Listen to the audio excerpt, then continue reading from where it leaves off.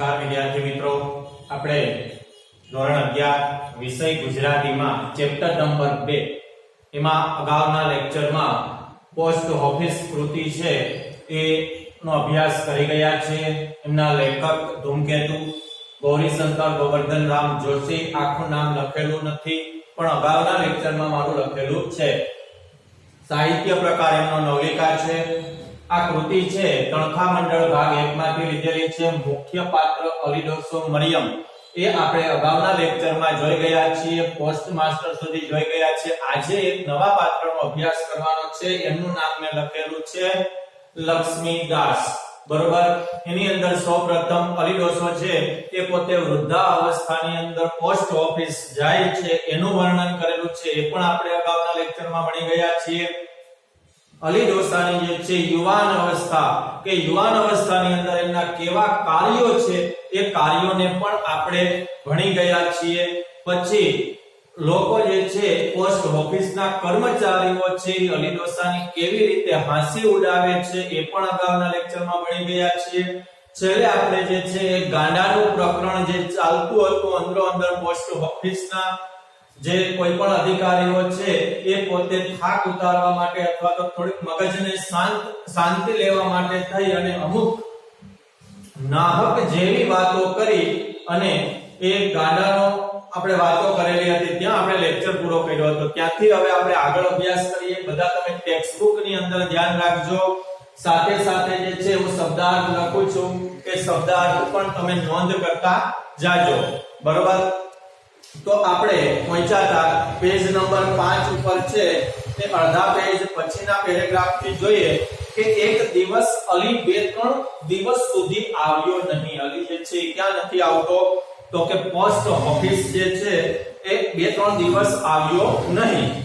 Post ઓફિસમાં અલીનું મન સમજી જાય એવી સહાનુભૂતિ કે વિશાળ દ્રષ્ટિ કોઈનામાં ન હતી. હવે પોસ્ટ ઓફિસમાં અલીનું મન સમજી જાય એવી સહાનુભૂતિ. સહાનુભૂતિ શબ્દ જે છે એ અહીં ધ્યાન રાખજો. જોડણીની અંદર અગત્યનો છે સહાનુભૂતિ.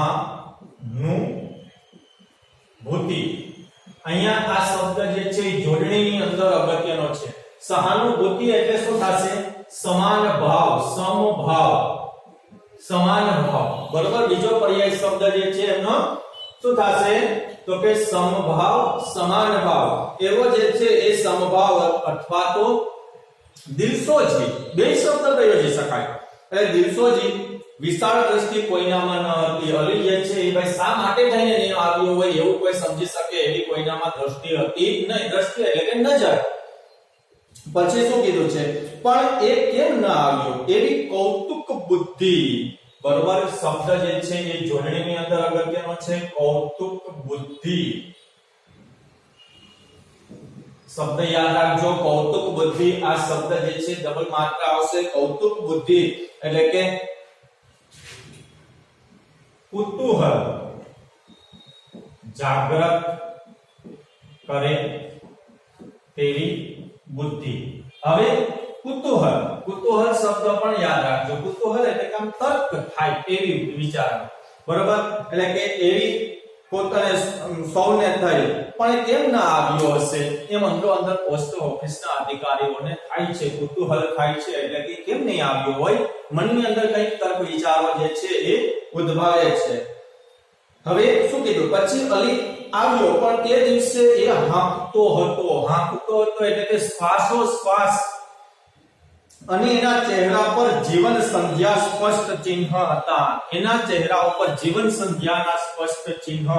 હવે જીવન સંધ્યા આપણે અગાઉના લેક્ચરમાં ભણી ગયા છે કે વૃદ્ધાવસ્થા એકદમ મૃત્યુને આરે એટલે કે જીવન સૂર્ય અસ્ત થતો હોય એવી જ રીતે જીવન અસ્ત થાય છે. એટલા માટે થઈને ધૂમકેતુએ શબ્દ પ્રયોગ કરેલો છે જીવન સંધ્યા. જીવન સંધ્યા જે છે સ્પષ્ટ ચિહ્ન હતા. આજે તો અલીએ અધીરા બનીને પોસ્ટ માસ્ટરને પૂછ્યું. આજે તો અલીએ અધીરા એટલે કે ઉતાવળા, અધીરા બની જવું, હાંફળા ફાંફળા થઈને ઉતાવળેથી પૂછી લેવું. એટલે અલીએ પૂછ્યું. કેમ પૂછ્યું? આજે અધીરા બનીને? કારણ કે 2-3 દિવસ સુધી અલી પોસ્ટ ઓફિસે આવ્યો ન હતો. એટલે માસ્ટર સાહેબ મારી મરિયમનો કાગળ છે? પ્રશ્નાર્થ. કોને પ્રશ્ન પૂછે છે? પોસ્ટ ઓફિસના મુખ્ય અધિકારીને 2-3 દિવસ સુધી ના આવે એટલે કે મારી મરિયમનો કાગળ છે, પોસ્ટ માસ્ટરે તે દિવસે ગામ જવાની ઉતાવળમાં હતા ને તેમનું મગજ સવાલ ઝીલી શકે એટલું શાંત ન હતું. તે દિવસે પોસ્ટ માસ્ટરને કઈ જરૂરી કામ હશે, એમના વતન અથવા તો ગામ અથવા તો બીજે ગામ જવાનું હતું. એ ઉતાવળમાં હતા અને અલી જે છે એક સામાન્ય માણસ અને આ અધિકારી જે છે એ એમના પ્રશ્ન સવાલ પણ જે છે એ ઝીલી શકે અથવા તો એ સહન કરી શકે એવી શક્તિ પણ એની પાસે અત્યારે હતી નહીં, પોસ્ટ ઓફિસના મુખ્ય અધિકારી પાસે. ભાઈ તમે કેવા છો? પોસ્ટ માસ્ટર જે છે કોને કહે છે? અલી ડોસાને. તમે કેવા છો? મારું નામ અલી. અલીના અસંબંધ જવાબ મળ્યો. અસંબંધ જવાબ.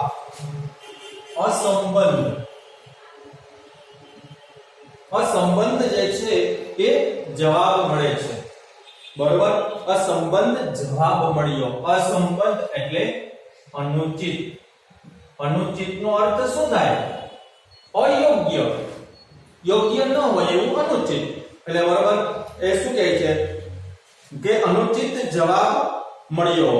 અલીને પોસ્ટ ઓફિસના મુખ્ય અધિકારીથી અલી ડોસાને અયોગ્ય જે છે એ અને જવાબ આપે છે, યોગ્ય ન હોય તેવો, અનુચિત. બરોબર? હવે પછી શું કીધું છે? હા, પણ અહીં કઈ તમારી મરિયમનું નામ નોંધી રાખ્યું છે? શું કહે છે કે હા, પણ અહીં કઈ તમારી મરિયમનું નામ અમે નોંધી રાખ્યું છે? પ્રશ્ન કરે છે. કોણ? પોસ્ટ ઓફિસના મુખ્ય અધિકારી. નોંધી રાખો ને ભાઈ. પ્રશ્ન અલી ડોસો જે છે એમની લાગણીનો ભાવ પ્રગટ કરે છે, કારણ કે એક દીકરી છે. ભાઈ નોંધી રાખો ને. વખત છે ને કાગળ આવે. વખત છે ને કે સમય આવે અને પત્ર આવે. કાગળ એટલે કે પત્ર આવે ને હું ન હો તો તમને ખપ આવે. બરાબર? અગત્યનો શબ્દ છે ખપ આવવું. રૂઢિપ્રયોગ પણ છે. ખપ આવવું, કામમાં આવવું, કામમાં લાગવું અથવા તો કામમાં આવવું. બે શબ્દ મહત્વના છે. કદાચ નવનીતની અંદર થોડો પર્યાય શબ્દ જુદો હોય, આમાં પણ કદાચ ને જુદો આપ્યો હોય પર્યાય શબ્દ. ખપ આવવું એટલે શું થશે? કામમાં આવવું અથવા તો કામમાં આપણે લાગવું. બરોબર? આવું પણ કહે કે ભાઈ તમે નામ નોંધી રાખો તો તમને ખ્યાલ આવે. અલી ડોસો કહે છે પોસ્ટ ઓફિસના અધિકારીને, પણ જિંદગી શિકારમાં ગાડી હોય એને શી ખબર કે મરિયમનું નામ એને પિતા સિવાય બીજાને મન 2 પૈસા જેટલી કિંમતનું છે. શું કહે કે પૂર્ણ જિંદગી. પૂર્ણ જિંદગી એટલે પા અડધું, પોણું ને આખું. આપણે દાખલા તરીકે ગોળ રાઉન્ડ કરીએ અને 4 ભાગ. એમાં શું કીધું છે કે આ પૂર્ણ જિંદગી કેમાં ગાડી છે? તો કે શિકારમાં. અને શિકારમાં ગાડી હોય. હવે તો માત્ર ને માત્ર 5 જિંદગી બાકી છે. બરાબર? એટલે કે એ અને શું કહેવાય છે કે પૂર્ણ જિંદગી જે છે એ શિકારમાં ગાડી હોય અને સી ખબર કે મરિયમનું નામ એને પિતા સિવાય બીજાને મન તો 2 પૈસા જેટલી કિંમતનું છે. 2 પૈસા એટલે કે સાવ ન ખબર હોય એવું મહત્વ છે. પોસ્ટ માસ્ટર તપી ગયા. તપી ગયા. બરોબર? તપી જવું રૂઢિપ્રયોગ છે. તપી જવું. ગુસ્સે થઈ જવું. તપી જવું, ગુસ્સે થઈ જવું. આપણે કઈ ગરમ થઈ ગયા એમ તપી ગયા, ગુસ્સે થઈ જવું. બરોબર? ગાંડો છે કે શું? જા તારો કાગળ આવશે તો કોઈ ખાઈ નહીં જાય. અને શું કે અલી ડોસાને કહે છે પોસ્ટ માસ્ટર કે જા તારો કોઈ કાગળ આવશે તો કોઈ ખાઈ નહીં જાય. કોઈ ખાવાની વસ્તુ નથી, કોઈ ખાઈ જાય. બરોબર? અહીંયા ખાઈ નહીં જાય એટલે કે ખાઈ ન જવું, ફેંકી ન દેવું. અહીંયા અર્થ એવો લેવાનો છે, ફેંકી ન દેવું. અર્થ એવો લેવાનો છે, ફેંકી ન દેવું.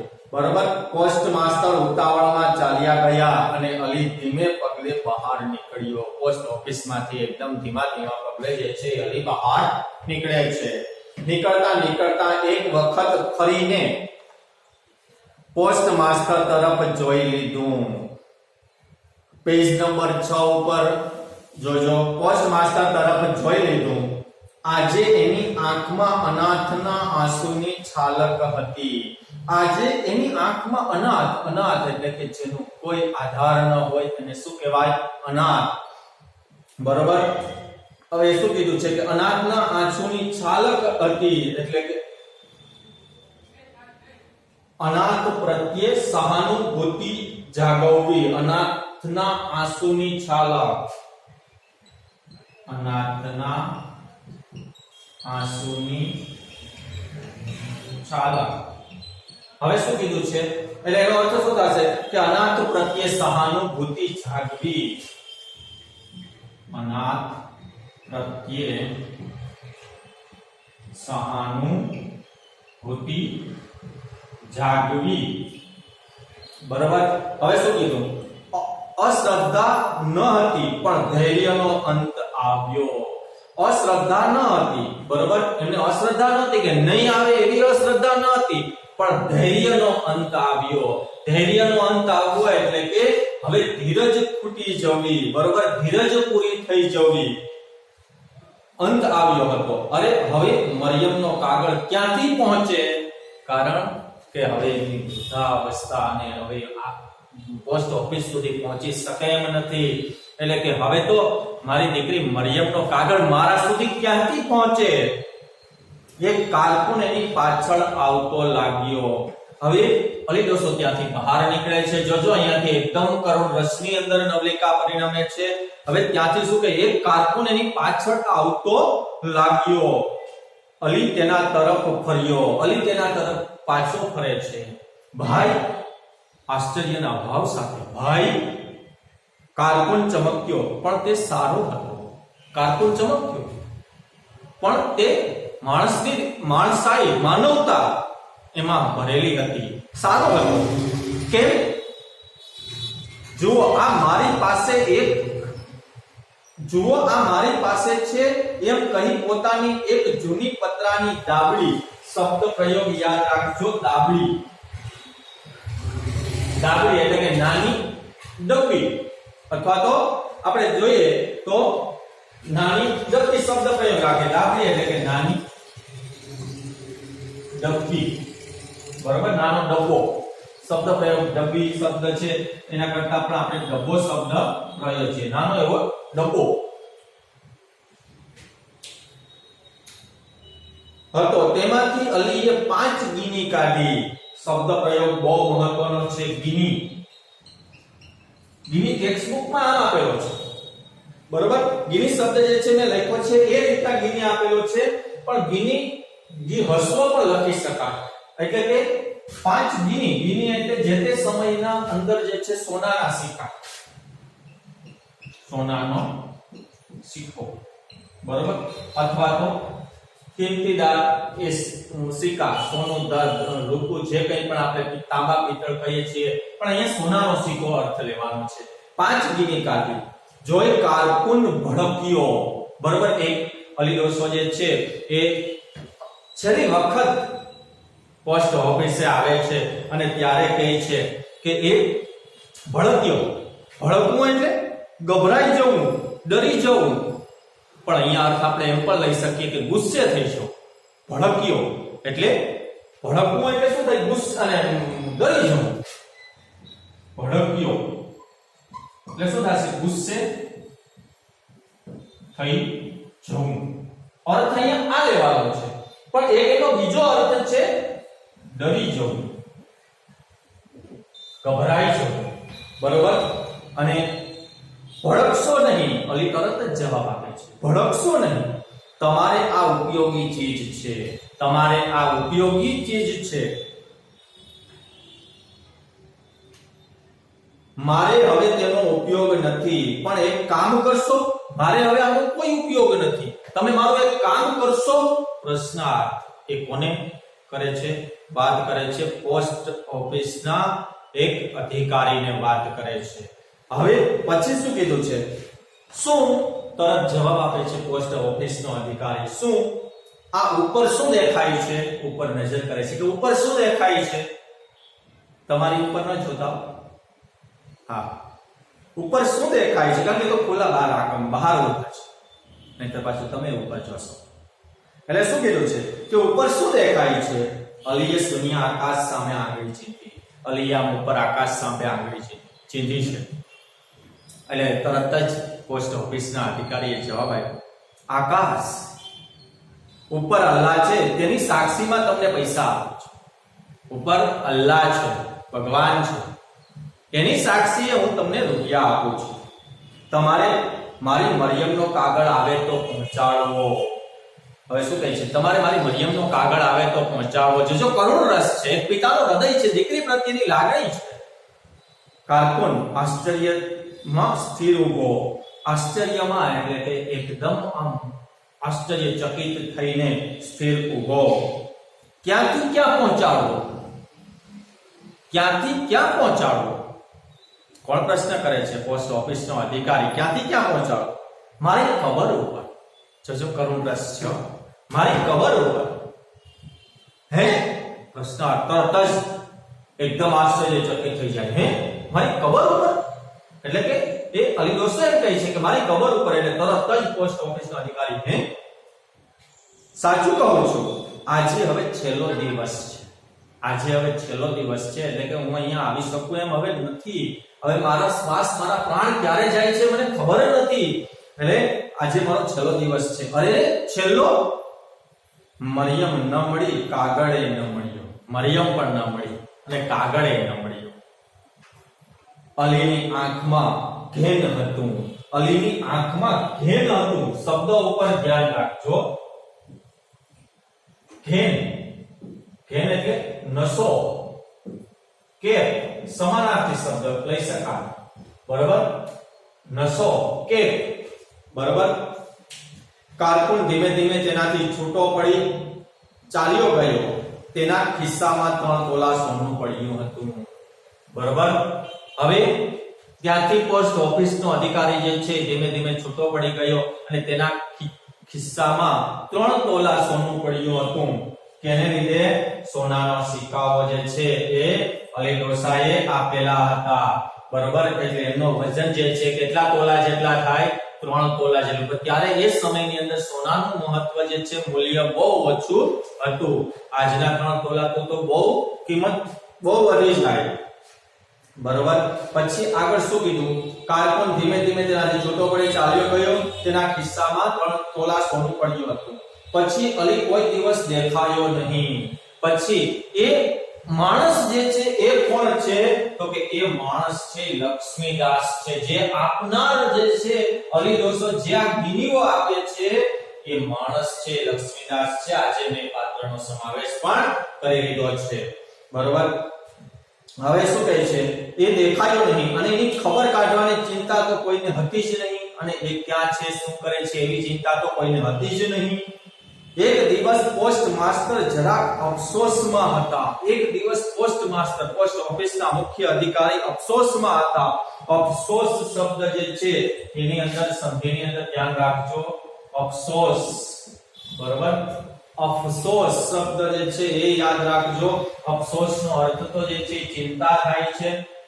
બરોબર? અફસોસમાં હતા, ચિંતામાં હતા. એમની દીકરી દૂર દેશાવરમાં માંદી હતી અને તેના સમાચારની રાહ જોતા એ શોકમાં બેઠા હતા.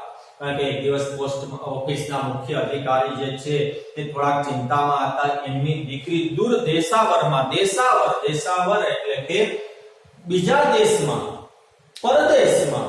બરોબર? દેશાવર શબ્દ છે. આ શબ્દાર્થ જે છે બધાએ લખી લીધા હશે. હું આ શબ્દાર્થને જે છે એ ભૂસી નાખું છું.